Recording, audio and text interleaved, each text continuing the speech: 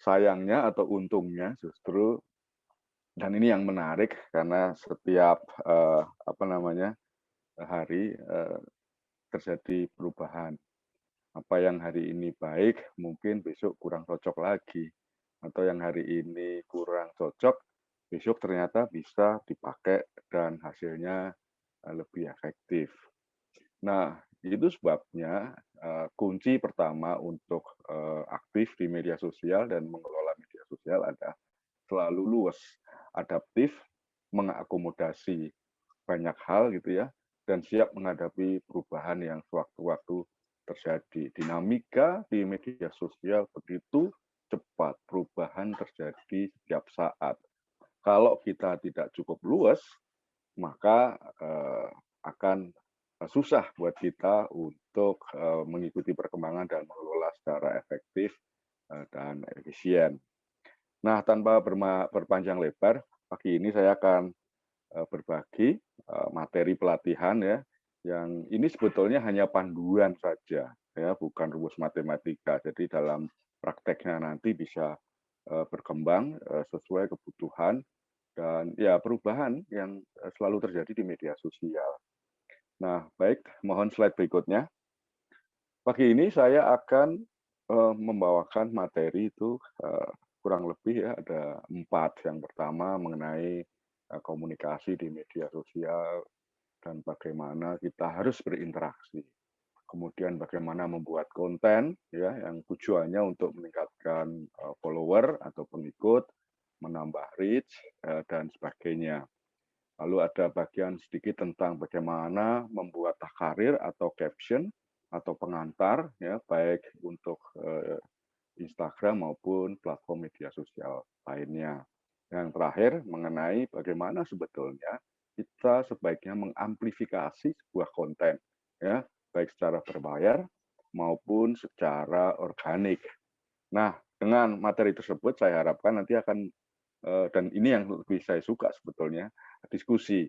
Karena saya ingin tahu juga tantangan yang selama ini dihadapi teman-teman dan, bagaimana, teman-teman nanti bisa meningkatkan, strategi, perencanaan, mengelola akun media sosial, baik untuk internal maupun untuk klien-klien yang, privat maupun di pemerintahan.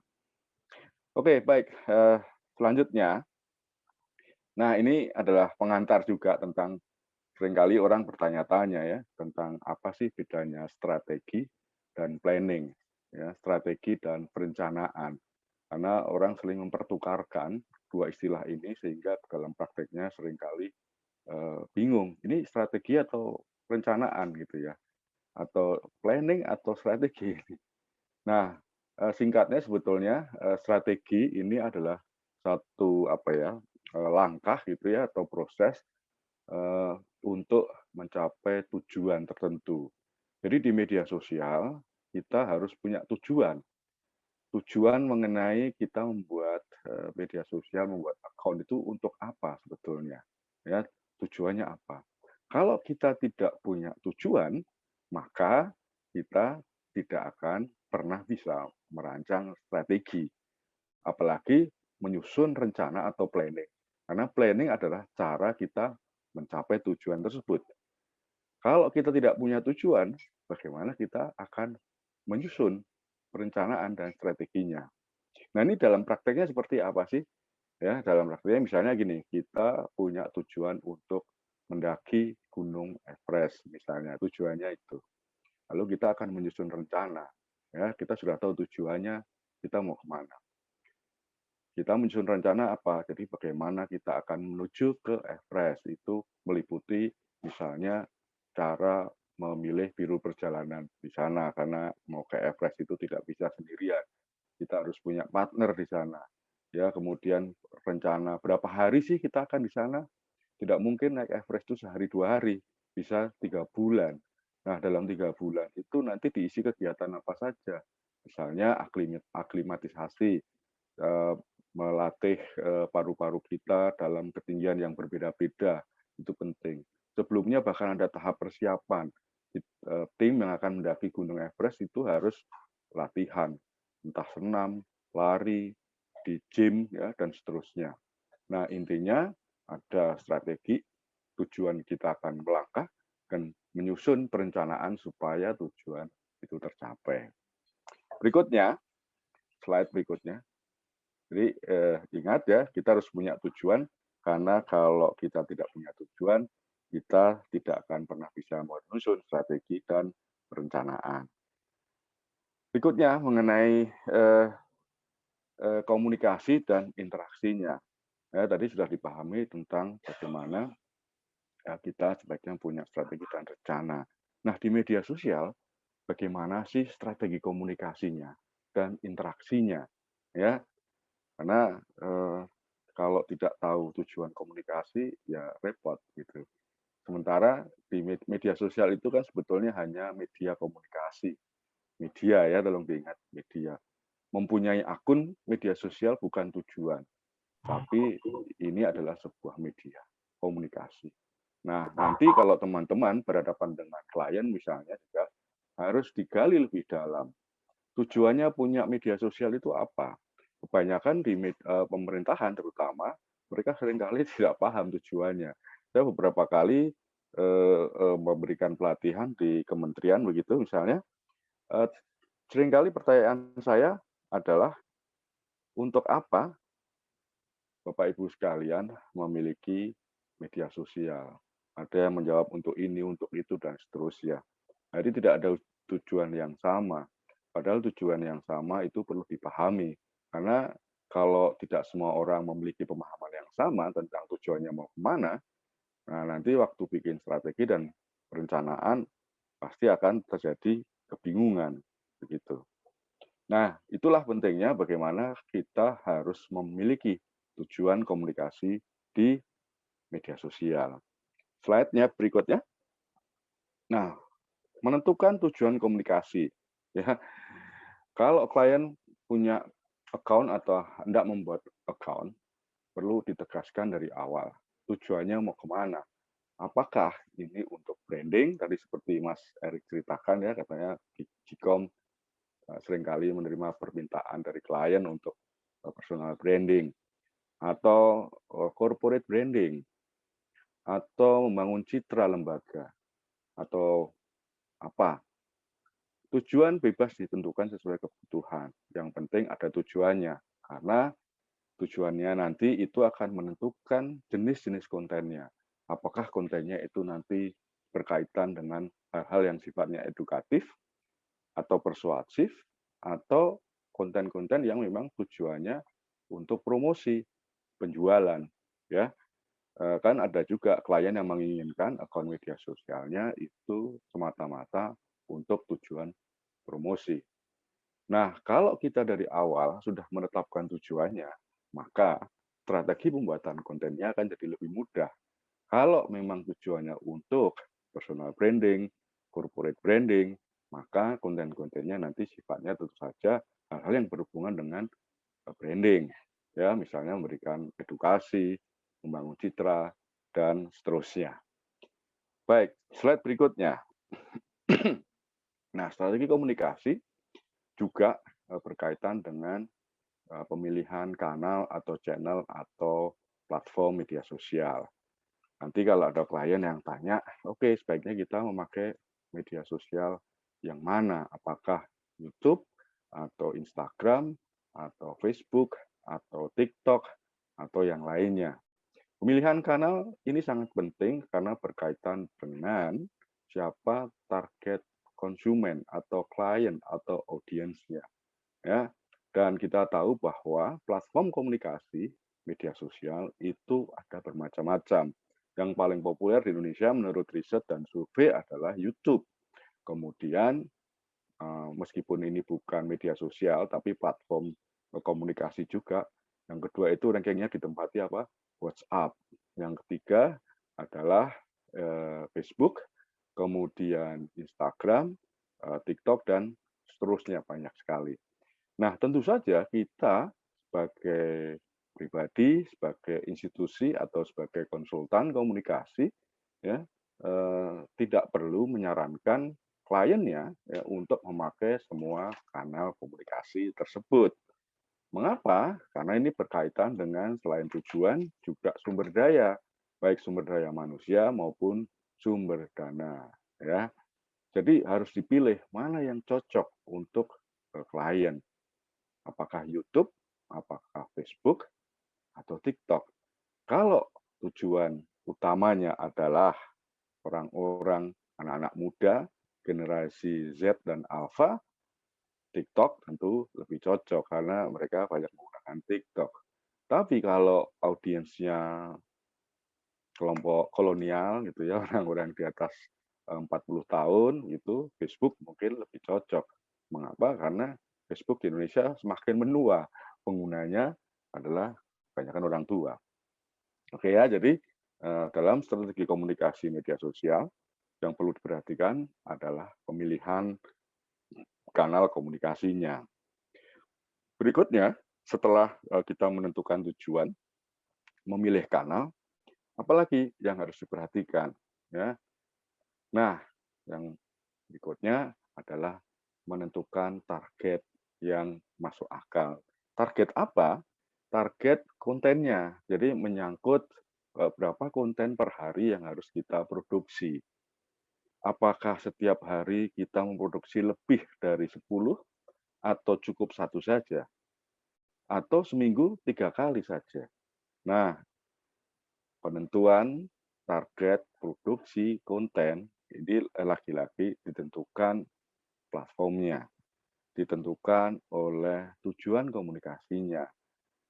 Kalau platformnya misalnya adalah Instagram, maka ada baiknya ya kalau konten tersebut diproduksi dan dipostkan setiap hari. Mengapa harus setiap hari gitu ya? Karena ada sebagian orang yang menganggap bahwa ya nggak harus setiap hari karena boros ini dan itu. Nah, keuntungan sebetulnya posting setiap hari di Instagram adalah karena dengan posting rutin, konsisten setiap hari, maka para pengikut kita akan melihat kehadiran kita setiap hari. Dengan demikian, jangkauan kita jadi lebih luas. Frekuensi orang melihat posting kita juga lebih banyak dibandingkan kalau kita mengunggah konten di Instagram misalnya 3 hari sekali. Ya, tapi ini lagi-lagi mau ditentukan juga tujuan komunikasinya. Mau bikin personal branding, mau promosi, atau tujuan-tujuan yang lain. Yang penting target harus masuk akal dalam arti sumber dayanya gimana, mencukupi atau tidak. Kalau produser kontennya atau desainernya terbatas, maka membuat konten setiap hari tentu saja merupakan tantangan yang cukup melelahkan ya. Tapi kalau punya sumber daya yang cukup, dana yang cukup, maka membuat konten yang rutin, konsisten setiap hari tidak masalah. Jadi menentukan target lagi-lagi harus dilihat kondisi internal bagaimana ya, yang masuk akal saja. Jangan sampai memaksakan diri akhirnya malah kontennya tidak berkualitas. Oke, berikutnya yang tidak kalah penting ketika menentukan strategi adalah ya menentukan khalayak sasaran atau target audience. Seringkali kementerian ya, lembaga pemerintah itu menganggap bahwa rakyat Indonesia, masyarakat adalah sasaran komunikasi. Nah, ini tidak tepat. Dalam pemasaran yang namanya target komunikasi itu bukan semua orang. Setiap produk, setiap media komunikasi punya tujuan utama ya atau segmen market tertentu. Semua orang bukan segmen market ya. Jadi kita meskipun apa namanya konten kita atau produk kita akan dikonsumsi berbagai macam orang, tapi sebetulnya itu adalah bonus. Yang penting adalah kita harus memenuhi kebutuhan ya khalayak sasaran lebih dahulu ketimbang sasaran-sasaran yang di luar segmen market. Jadi dalam menentukan khalayak ini perlu diperhatikan psikografi mereka, usia, jenis kelamin, tempat tinggal, kemudian pekerjaannya mereka apa, hobi, minat, dan seterusnya, dan seterusnya. Semakin kita mengenali dan bisa menentukan siapa khalayak sasaran atau segmen market, maka akan semakin baik kita merencanakan pembuatan konten dan komunikasinya.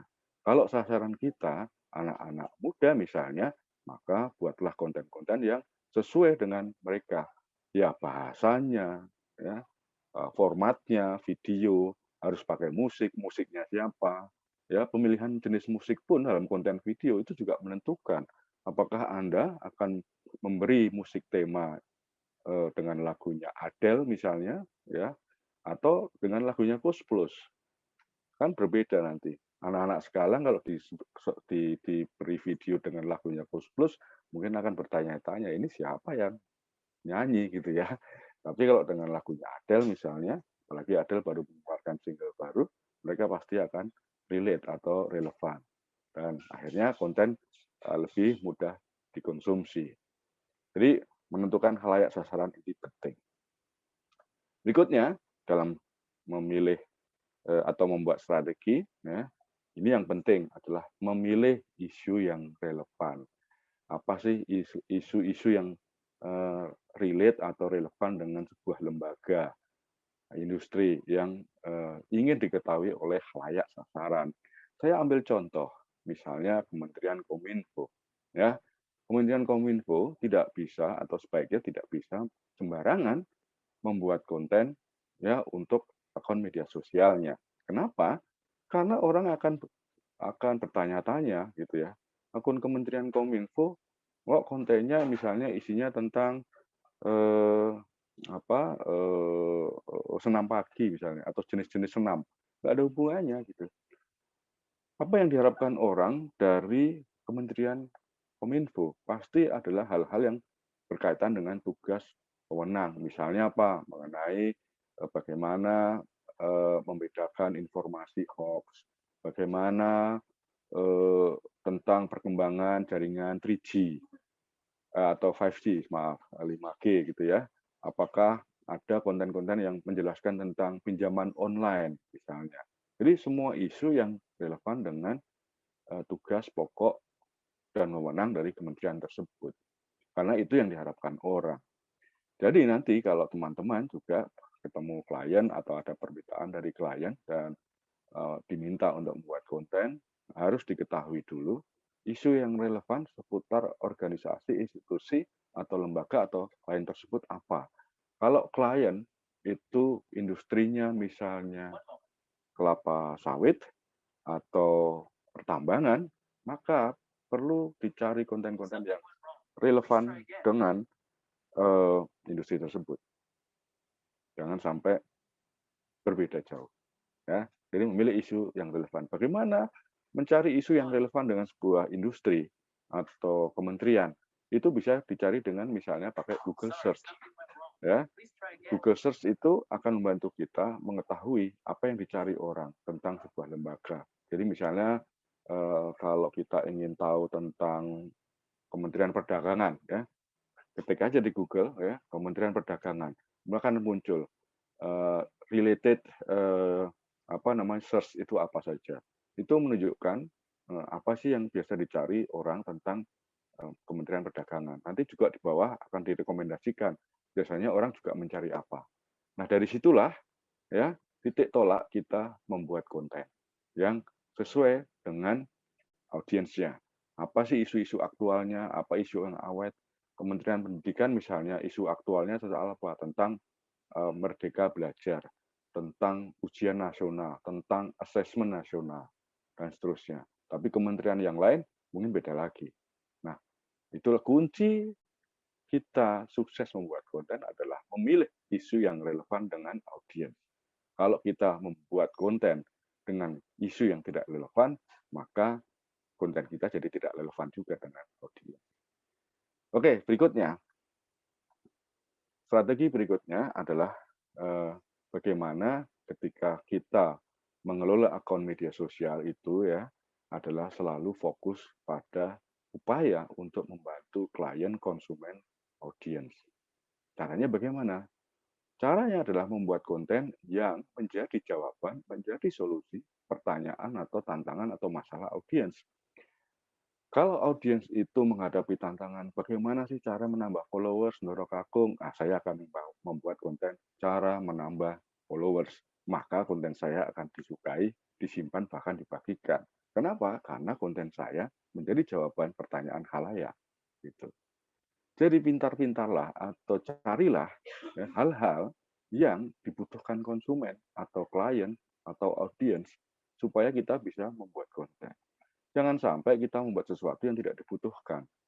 Ya, ketika orang nyari nasi goreng, kita membuat soto, maka masakan kita tidak laku.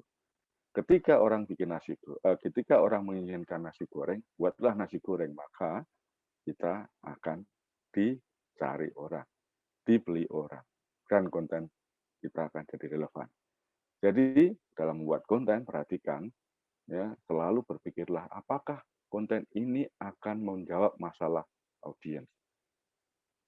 Apakah pernah ada khalayak followers ya yang menanyakan atau membutuhkan konten ini.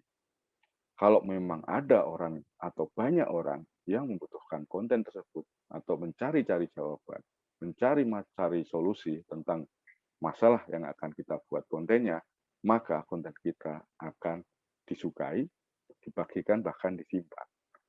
Nah, itu juga salah satu yang menjadi fokus saya ketika membuat konten. Ketika membuat konten, saya mencoba mengenali audiens saya itu butuh apa sih, ya, butuh hal-hal apa, butuh ilmu apa, butuh keterampilan apa, butuh informasi apa. Kalau saya tahu kebutuhan mereka, maka saya akan bisa membuat konten yang memberi solusi. Dan saya menjadi relevan di mata khalayak. Jadi nanti ketika membuat konten untuk klien, ya pastikan fokuslah untuk membantu konsumen mereka. Konsumen mereka menghadapi tantangan apa. Baik, berikutnya. Nah, ini yang tidak kalah penting setelah mempunyai akun, memproduksi konten, ya adalah berinteraksi atau membuat engagement dengan audiens. Ya, kenapa interaksi itu penting? Karena media sosial seperti namanya adalah ruang sosial, ya tempat orang bertemu, bercakap-cakap, bertukar ide, ya bertukar informasi, berkomunikasi. Ya, media sosial ini yang sering saya katakan di depan teman-teman kementerian dan lembaga yang menjadi peserta seminar saya. Ya, kebanyakan kalau teman-teman perhatikan ya, kebanyakan akun pemerintah itu bikin konten udah nggak ada interaksi. Ada orang bertanya sesuatu, nyaris tidak pernah dijawab.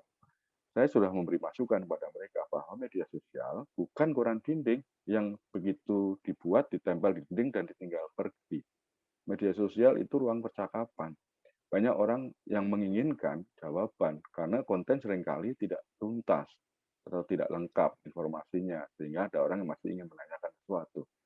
Nah, kuncinya agar relevan dengan publik, jawablah atau responslah ya pertanyaan-pertanyaan dari publik. Dengan demikian Anda atau akun kita akan menjadi tempat bertanya, menjadi ruang percakapan publik, menjadi ruang yang manusiawi, bukan sekedar benda mati.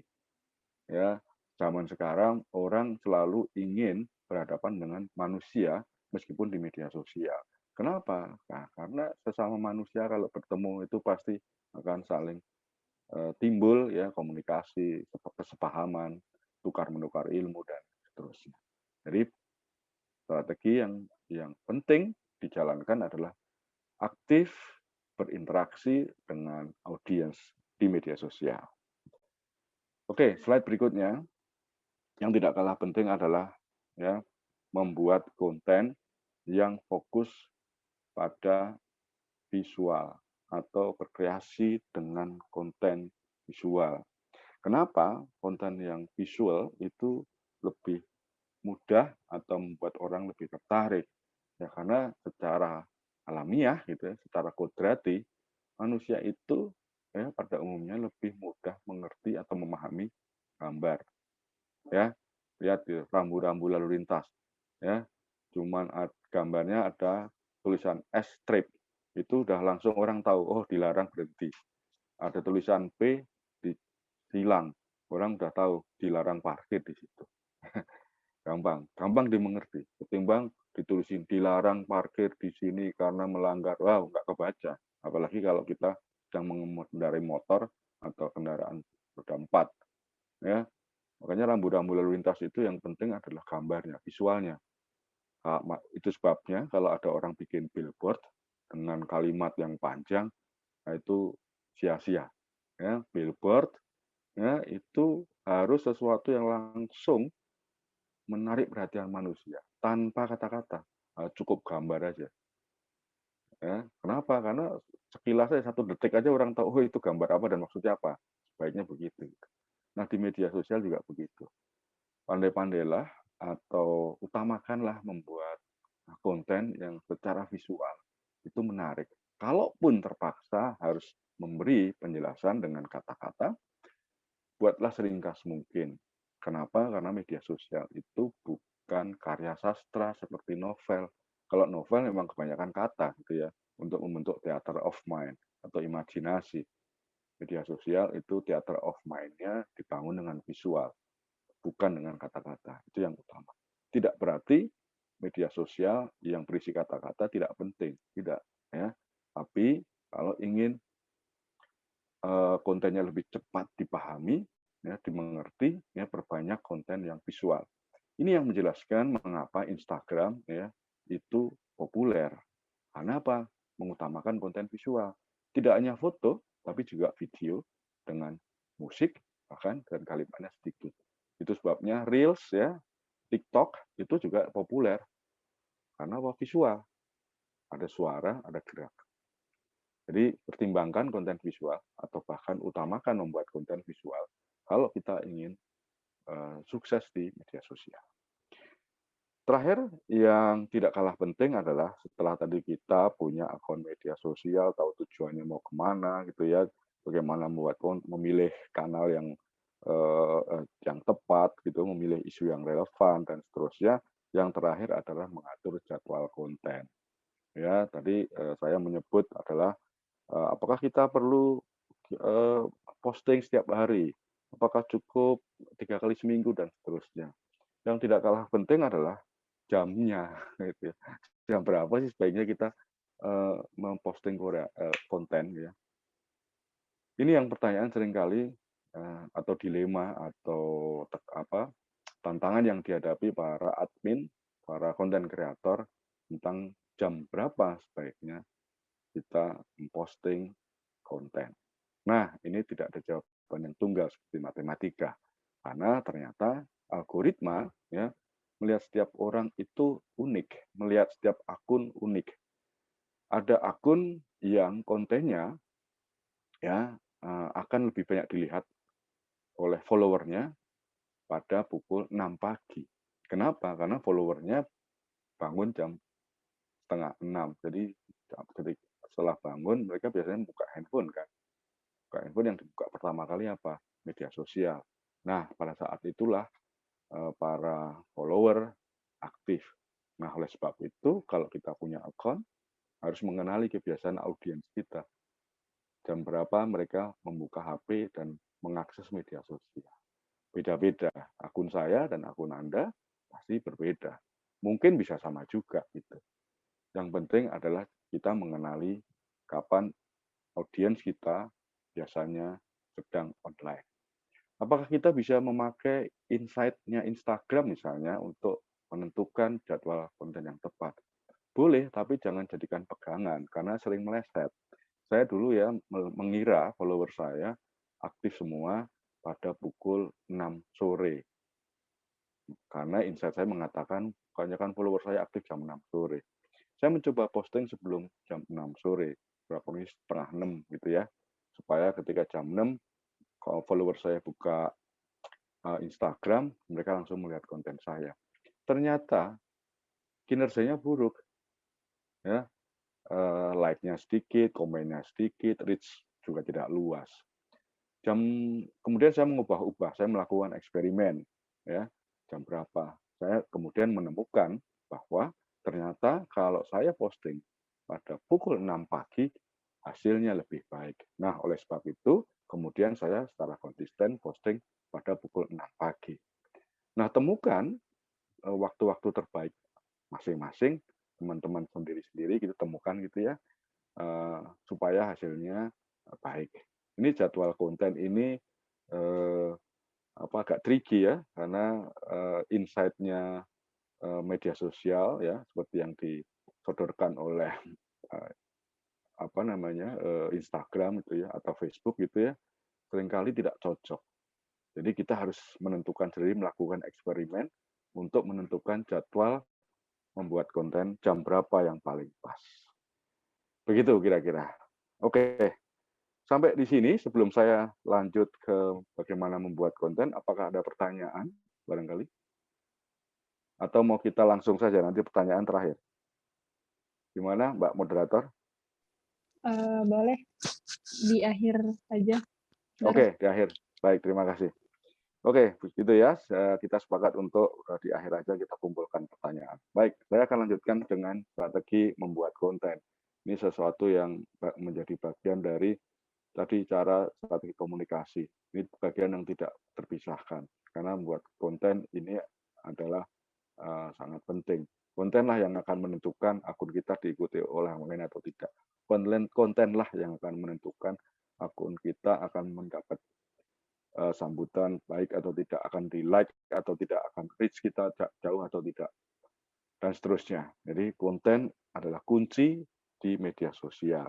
Nah, pertanyaannya adalah konten seperti apa sih yang akan meningkatkan engagement atau memancing engagement yang besar, yang membuat orang memberi like, akan membuat komentar, menyimpan, dan membagikan. Jadi engagement itu paling tidak ada 4 faktor ya. Disukai, dikomentari, disimpan, dan dibagikan. Nah, bagaimana membuat konten yang akan memancing engagement tinggi? Yang pertama, buatlah konten yang menghibur. Menghibur itu tidak hanya lucu ya, tapi menghibur secara visual. Ya, konten-konten yang jenisnya seperti meme, humor gitu ya, video, bikin kontes gitu ya, kontes membuat caption gitu ya, atau membuat giveaway gitu ya, dengan iming-iming hadiah kaos misalnya, itu pasti akan meningkatkan engagement. Orang akan berlomba-lomba mendapatkan giveaway. Jadi kunci pertama adalah buatlah konten yang menghibur. Formatnya tadi seperti saya sebutkan, formatnya utamakan yang secara visual juga menghibur. Jangan hanya teks. Ya. Sayang, dia harus menghibur secara visual juga. Kalau ada musiknya lebih baik lagi. Oke, berikutnya konten apa yang akan memancing engagement tinggi? Konten-konten yang inspiratif. Konten inspiratif itu contohnya konten yang isinya data tentang kenaikan COVID, pasien COVID atau jumlah turunnya pasien COVID itu pasti akan menarik orang. Orang pengen tahu perkembangannya dari waktu ke waktu. Fakta-fakta tentang COVID-19 ya, dulu waktu awal-awal COVID itu orang tidak tahu COVID ini apa. Kemudian banyak orang membagikan konten tentang fakta COVID-19. Itu apa? Ini virus atau bakteri? Awalnya dari mana? Sejarahnya bagaimana dan seterusnya dan seterusnya. Konten ini membuat orang menemukan jawaban atas pertanyaan. Ya, jadi relevan. Makanya jadi menarik. Karena orang sedang mencari tahu. Nggak ada waktu itu orang yang tahu COVID-19 itu apa gitu. Nah, konten seperti itu menjadi konten yang inspiratif. Berikutnya, next slide. Konten yang akan meningkatkan engagement adalah konten yang edukatif. Maksudnya apa? Ini konten-konten edukatif ini banyak sekali jenisnya. Ada tips and tricks, tutorial, atau riset, atau step by step, gitu. Unboxing, cara memakai apa gitu ya, cara memakai skincare, tips and trick memakai serum. Nah, itu konten-konten yang edukatif. Kalau Anda punya klien, sarankan ya konten-konten yang sifatnya edukatif seperti ini, sesuai dengan ya organisasi atau lembaga atau perusahaan tersebut. Kalau perusahaan tersebut misalnya perusahaan kosmetik, ya buatlah konten-konten yang sifatnya atau formatnya tutorial. Ya, perusahaan kosmetik misalnya memakai lipstick, memakai blush on seperti apa. Ya, jadi tidak jualan secara hard selling gitu ya, tapi menjawab kebutuhan orang tentang bagaimana sih cara memakai skincare yang ini, berapa kali sehari, dan seterusnya. Itu membuat orang jadi engage. Berikutnya konten apa lagi? Konten-konten yang interaktif, yang membuat interaksi antara si account dan audiensnya. Konten yang bisa memicu interaksi itu adalah konten-konten yang misalnya ya bentuknya itu pertanyaan atau polling atau jawaban. Jadi misalnya Anda buat sering kan di Instastory itu banyak stiker-stiker yang isinya eh, apa namanya beda pendapat, pilih A atau pilih B, merah atau kuning. Sekarang lagi tren stiker bagikan foto sunset terbaikmu ya di Instastory. Nah, itu membuat orang jadi pengen pamer juga kan di media sosial kita semua pamer gitu ya, beda tingkat noraknya aja. Nah, media sosial mengakomodasi, terutama Instagram mengakomodasi kebutuhan untuk pamer itu dengan stiker di Instastory. Nah, tapi ini adalah salah satu contoh untuk konten yang interaktif, yang membuat orang ikut bikin konten juga. Nah, jadi buatlah konten yang interaktif supaya engagement bagus. Berikutnya, konten yang sifatnya memicu atau akan memicu relasi antara sebuah institusi, organisasi, lembaga dengan audiensnya. Ya, seringkali kementerian itu tidak atau merasa tidak butuh untuk menunjukkan siapa saja sih ASN yang bekerja di balik account-nya gitu ya. Yang dimunculkan malah menteri-menterinya gitu. Ya, semua orang udah tahu menterinya seperti apa.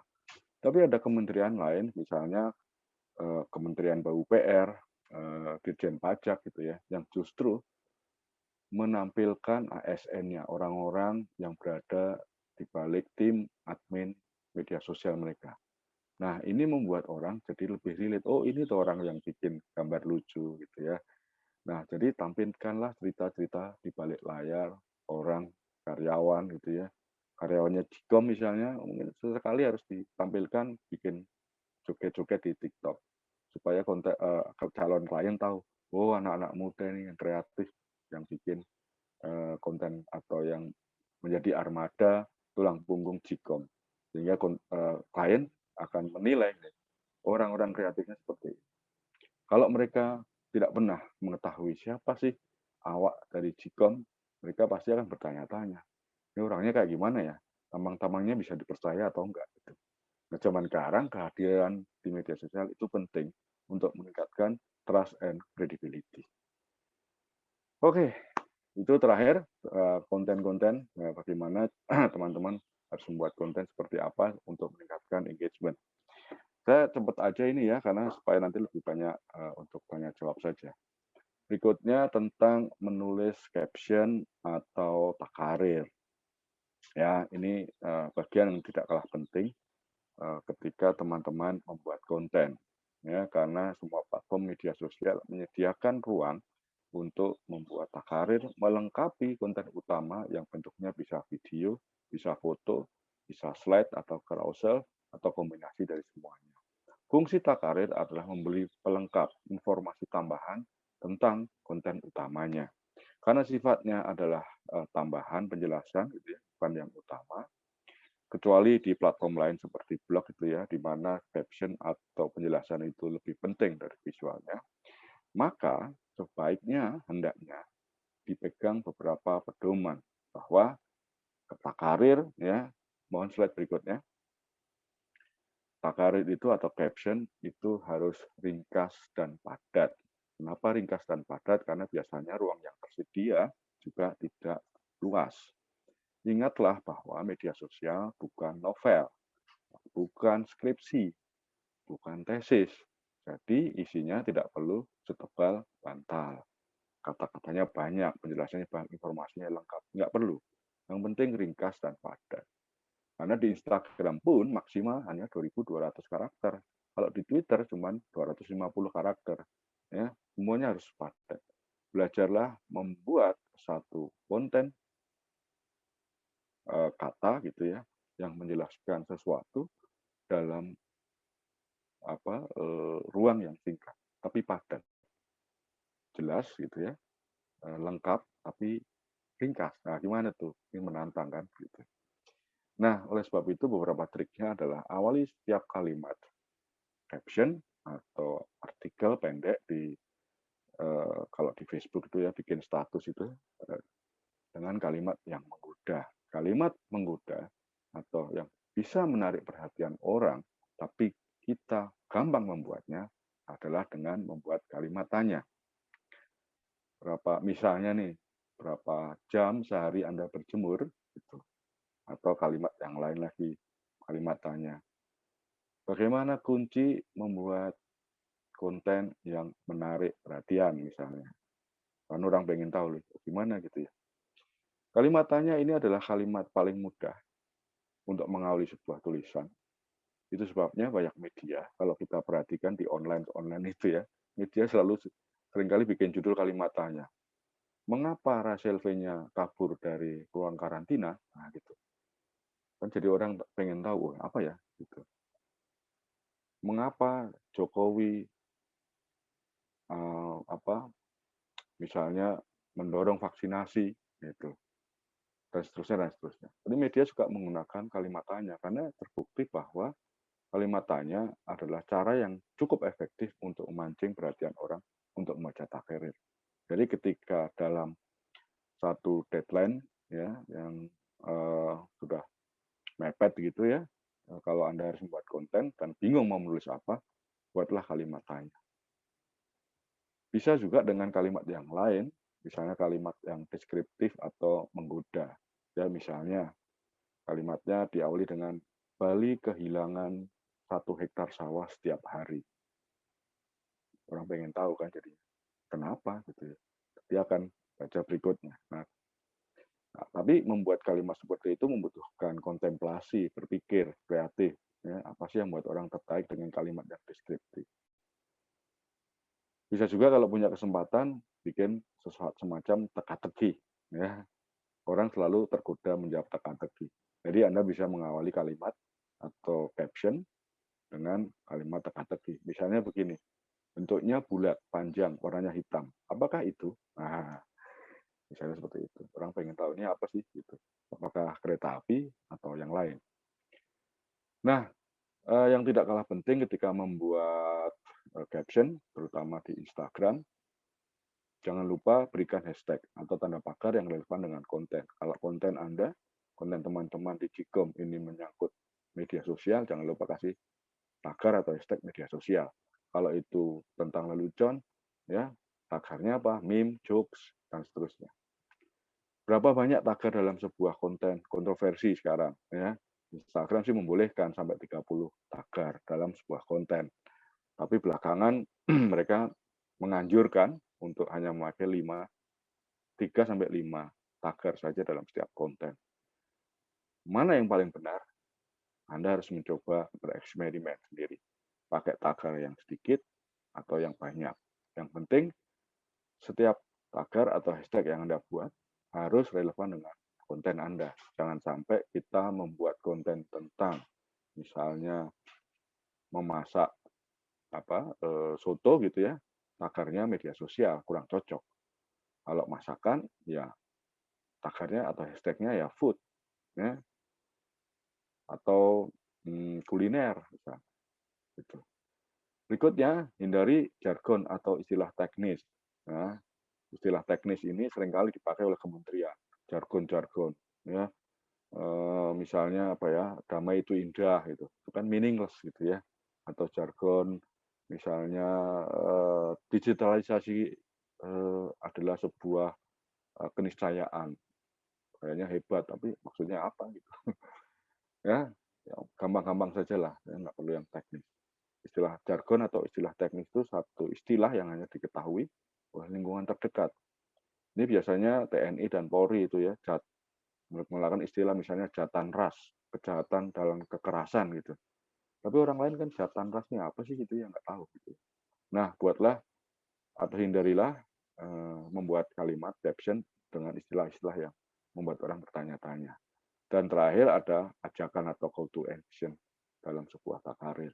Ya, silahkan tolong disimpan, ikuti acara ini, ya hal-hal yang sifatnya mengajak, call to action. Oke, Itu tadi soal tentang menulis caption gitu ya. Ini yang terakhir tentang bagaimana mengamplifikasi konten. Kita sudah buat konten, kemudian bagaimana mengamplifikasinya. Jadi blasting and boosting konten. Ini lagi-lagi perlu melihat atau pedomannya adalah sebelum kita melakukan amplifikasi dengan boosting dan blasting tadi ya, kita harus menentukan tujuannya. Tujuan konten akun kita ini untuk apa? Promosikah, ya, untuk edukasikah, dan seterusnya. Kalau memang tujuannya untuk promosi, oh berarti budgetnya juga harus cukup besar ini. Ya, namanya juga promosi kan. Di mana-mana yang namanya promosi itu budgetnya harus besar. Kita harus melempar kakap untuk mendapatkan paus. Kalau cuma cacing, dapatnya ya water, ya kecil-kecil ikannya. Nah, jadi tujuannya mau apa? Kemudian targetnya. Siapa targetnya? Anak muda, orang tua, kolonial, milenial. Karena ini nanti menentukan di mana kita akan membuang uang promosi, ya, di Instagram, di Facebook, di TikTok, atau di Google, ya. Karena kalau di Google berarti sasaran kita lebih luas. Karena Google kan ininya penggunanya juga lebih luas. Nah, jadi kita harus menentukan targetnya. Jangan lupa nih yang paling penting adalah anggarannya. Kuatnya berapa? Karena semua upaya blasting dan boosting tadi berkaitan dengan anggaran. Kita keluarin 5.000 per hari, ya dapatnya hanya sedikit. Sejuta sehari beda lagi gitu. Kalau kelas unicorn, e-commerce, Tokopedia, Gojek, Grab gitu ya, budgetnya besar, anggarannya besar, sehingga bisa beriklan di mana-mana setiap hari. Ya, kalau kita terbatas budgetnya ya harus hemat. Nah, platform juga penting. Apakah kita perlu di Google, Facebook, Instagram, atau semuanya? Lagi-lagi disesuaikan dengan anggaran juga, targetnya. Jadi business wise-nya atau apa ya, kita harus menyesuaikan tujuan bisnis dan tujuan komunikasi di media sosial itu yang harmonis. Jangan sampai tujuan bisnis tidak selaras dengan tujuan di media sosial. Terakhir ya selalu harus dilakukan evaluasi begitu kita menyediakan anggaran dan pasang ads, ya harus dievaluasi mana yang efektif, mana yang tidak. Kalau ternyata cuma hambur-hambur uang, ternyata sales-nya nggak naik, ya berarti harus ubah strategi. Saya kira itu terakhir saya, teman-teman, untuk materi pagi ini. Ya, itu slide terakhir gitu ya. Semoga dari materi yang singkat, padat, kemudian timbul banyak pertanyaan dan bisa membuat kita berdiskusi pagi ini untuk memberi teman-teman pemahaman yang lebih baik tentang strategi mengelola media sosial. Terima kasih, saya kembalikan lagi ke moderator.